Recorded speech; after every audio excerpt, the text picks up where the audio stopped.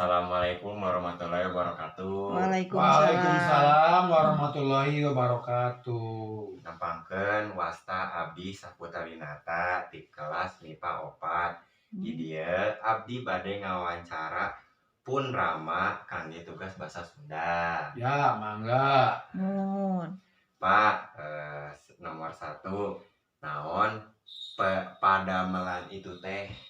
Padamelan Bapak ayeuna janten polisi tos dinasna tugasna kirang langkung 31 tahun, tinggal sekitar 2 tahun deui bade pangsiun.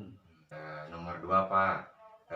Naon dampak COVID ka kehidupan sehari-hari? Imbas dari COVID-19 anu ayeuna keur ngawabah nyaeta kana kahirupan ekonomi jadi turun, masyarakat seueur anu sangsara. Katilu, Pak. Naon wae anu kedah dilakukeun ame dijauhkeun dina virus ieu? Dina wayah ieu imbas dari COVID-19 ceuk Bapak mah masyarakat atau warga kudu bisa ngajaga kesehatan. Salah sahijina kudu pake masker, jaga jarak, cuci tangan, entong berkerumun atau kumpul-kumpul, makan yang sehat, Vitamin. berjemur, tong WC, tong boho karena vitamin. Bangun. Nu terakhir, Pak. Naon pendapatna tentang jalmi anu ngalanggar protokol kesehatan?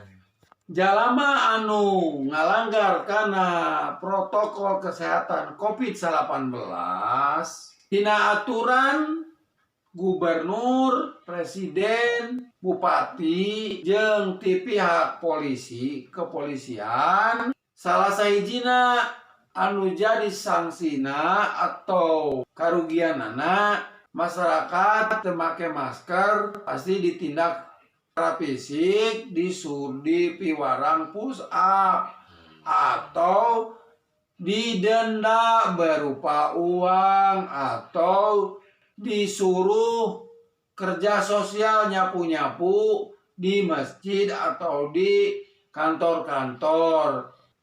Salah sahiji anu jadi sangsina keur pelanggar prokes COVID-19. Mohon Pak, sakitu hungkul. Hatur nuhun atas waktosna hampunten bilih aya cariosan anu teu merna.